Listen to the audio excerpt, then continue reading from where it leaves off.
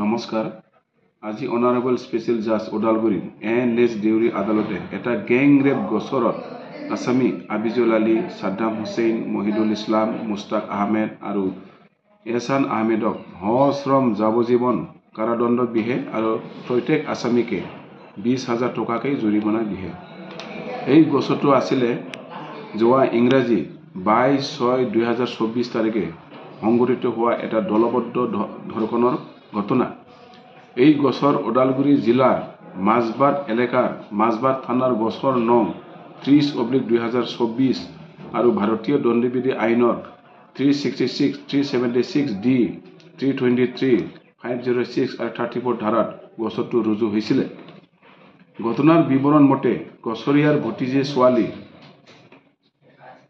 মাজবাট টাউনৰ পৰা টিউচন ক্লাছৰ পৰা নিজৰ লগৰীয়া নাম ৰাজ বাস্পৰৰ লগত মটৰ চাইকেলত ঘূৰি আহোঁতে সন্ধিয়া মাজবাট বাগানৰ মাজত আসামীবিলাকে লগ পাই আগুচি ধৰে আৰু বাইকৰ চাবি কাঢ়ি লয় আৰু দুয়োকে মাৰধৰ কৰে আৰু ৰাজ বাস্পৰক বাগানৰ মাজত নি আঁঠু কৰাই তাক দম দিয়ে আৰু এজন আসামীয়ে তাক ৰখি থাকে আৰু বাকী আসামীবিলাকে নাবালিকা ছোৱালীৰ লগত এজনৰ পিছত এজন দলবদ্ধভাৱে ধৰ্ষণ কৰে আৰু পিছত ৰাজ বাস্পৰক ৰখি থকা এজন আসামীয়ে এই ছোৱালীৰ লগত ধৰ্ষণ কৰে।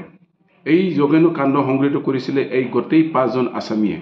আজি আদালতে গোটেই সাক্ষীবাদী চাই আসামী আবিজুল আলী, সাদ্দাম হুছেইন, মুস্তাক আহমেদ, মহিদুল ইছলাম আৰু এহছান আহমেদক সশ্ৰম যাৱজ্জীৱন কাৰাদণ্ড বিহে আৰু লগতে 20,000 টকাকৈ জৰিমনা বিহে।